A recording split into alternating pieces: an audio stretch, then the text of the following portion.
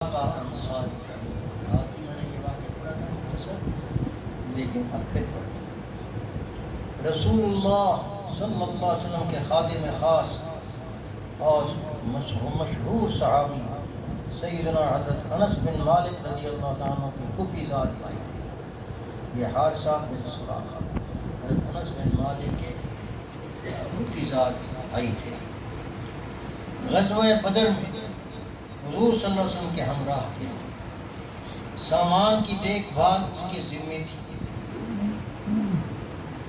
کہیں تالاب پر بیٹھے ہوئے پانی پی رہے تھے کہ نامعلوم سمت سے ایک تیر آیا اور ان کے گلے میں پیوست ہو گیا۔ ابھی جنگ شروع نہیں ہوئی تھی، پیوست ہو گیا۔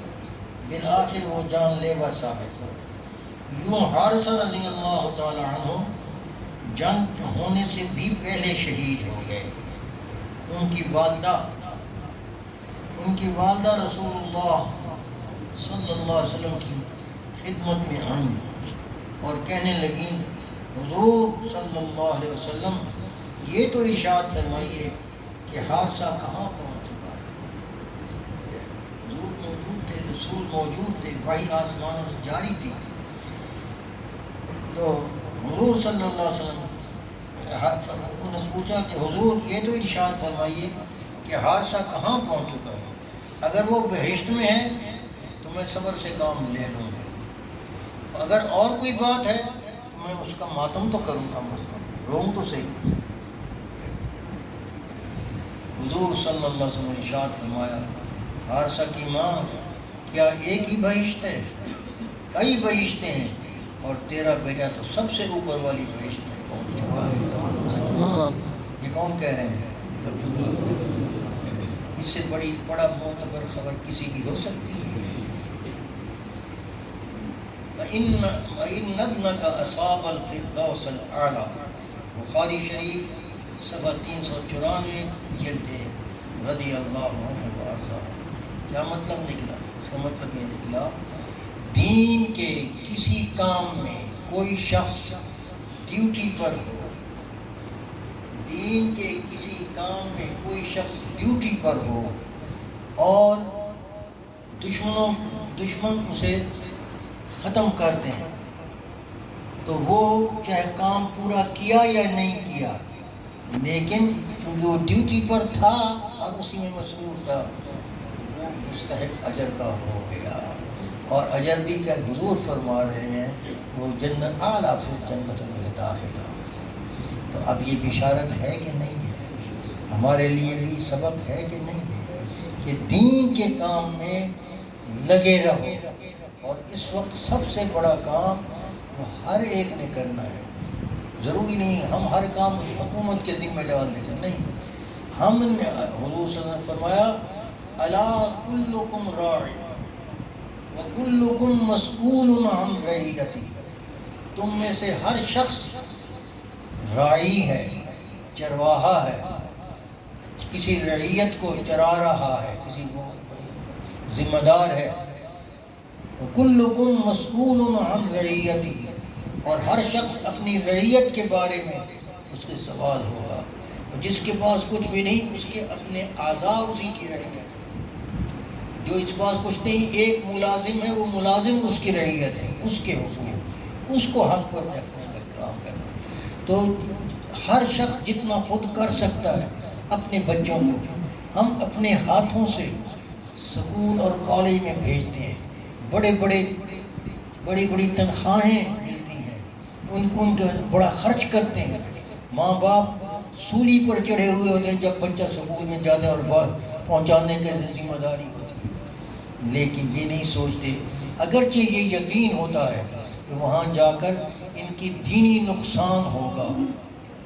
اگر حافظ کو حفظ کرنے کے بعد سکول میں داخل کرو گے، اس کی منزل کمزور ہو جائے گی، اس کو سر سے ٹوپی اتر جائے گی، اس کے گلے میں ٹائی آ جائے گی، اس کے پاجامہ میں سلوار کی بجائے پتلون آ جائے گی، بوٹ آ جائیں گے، نمازی چھوٹ جائیں گی آہستہ آہستہ، اور پھر ہم خوش ہوں گے کہ پیسے تو کما لے گا، پڑھ تو رہا ہے، اعلیٰ تعلیم تو حاصل کر رہا ہے۔ یاد رکھو قرآن اور سنت سے بڑھ کر کوئی اعلیٰ تعلیم ہو سکتی ہے؟ لیکن ہم کہتے یہی ہیں، لیکن عمل ہمارا اس کے خلاف ہے۔ یہ سوچیں۔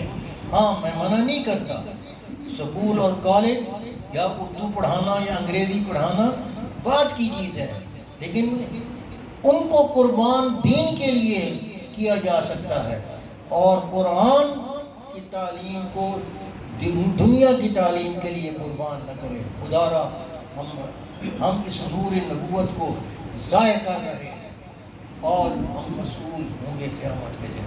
اپنی اولاد کو ہم خود ان کی حجامت، انگریزی بات نہیں پرواہ کرتے، پتلونے، ریڈی میڈ کپڑے اور یہ تصویروں والے کپڑے پر یہ ان کو اس تہذیب کا دل دادا بنا دیتا ہے۔ یاد رکھیں ختم نبوت کا یہ بھی تقاضا ہے کہ ہم میں سے ہر ایک شخص نور نبوت کا حامل ہو، اور اس کے قول و عمل سے، اس کی صورت سے، سیرت سے دے کر حضور صلی اللہ علیہ وسلم کا زمانہ یاد آئے۔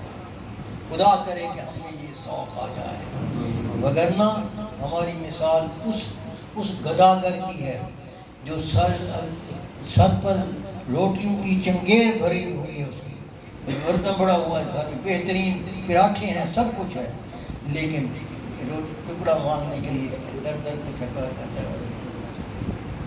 ہم انگریزوں سے تعزیت لیتے ہیں خدا کے لیے اپنے دین کو محفوظ کر کے۔ ہاں جو چیز، جو نعمت ہے، جس میں دینی کوئی نقصان نہیں، اس کے افسانے میں حد نہیں، لیکن اگر وہ ہٹا بھی دی جائے تو کون سی قیامت آ جائے گی؟ اللہ قبر کے اندر ہمارا گھر یہ نہیں ہے، ہمارا گھر آخرت ہے۔ اس لیے اللہ نے جو کلمہ تسلی کا ہم کو دیا ہے، انا للہ و انا الیہ راجعون، یہاں علماء بیٹھے ہیں، میں عرض کرتا ہوں یہاں راجعون کہا گیا ہے، ذاہبون نہیں کہا گیا۔ ہم ذاہبون کی کیفیت سمجھ کر غم کرتے ہیں کہ وہ گیا، ایک گیا۔ آدمی گھر سے جاتا ہے، گھر سے کسی لڑکے کو کام دو تو بھیجو تو کہتے ہیں وہ گیا ہے، جب وہ کام کر کے واپس آئے تو کیا کہتے ہیں؟ آ گیا۔ کام کریں تو کہتے ہیں لوٹ آیا۔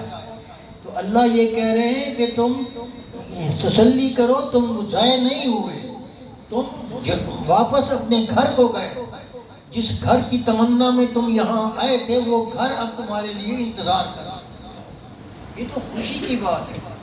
جس کو یہ مستحضر ہو، یہ علم ہو، وہ موت سے ڈرے گا۔ صحابہ کی یہی کہ اور علماء میں سے جن علماء کے ساتھ رابطہ اپنے اللہ کے ساتھ جڑ جاتا ہے اور اللہ کے دین کی خدمت میں ہوتے ہیں، جب ان پر موت آتی ہے تو ان کی خوشی کی یہی کیفیت ہوتی ہے۔ ہمارے بزرگوں میں سے مولانا گزرے ہیں جنہوں نے دیوبند کے ایک عالم تھے، ان کا کہتے ہیں جب تو خوشی سے ان کی داڑھی سفید داڑھی کالی ہو گئی۔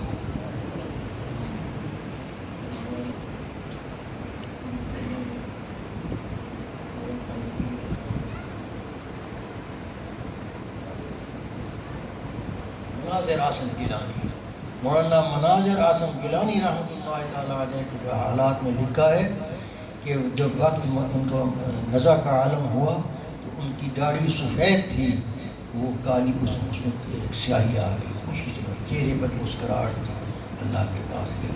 میرے بھائیوں، اللہ تبارک و تعالیٰ ہمیں صحیح معنوں میں دین کا نمونہ اپنانے کی توفیق عطا فرمائے۔ اللہ ان پر بھی سب سے رحمتیں نازل کرے اور ہم پر بھی۔ بس اب سستی چھوڑیے اور دین کی طرح یہ توبہ، تو اس لیے ہم توبہ کراتے ہیں تاکہ اب زندگی کو اپنے موڑیں اور دین کی طرف آئیں، تاکہ اللہ کے ساتھ رابطہ صحیح ہو جائے اور ہم بیعت توبہ لیتے ہیں، اس کا مطلب یہی ہے کہ یہ ہماری مجلس توبہ کی ہو گئی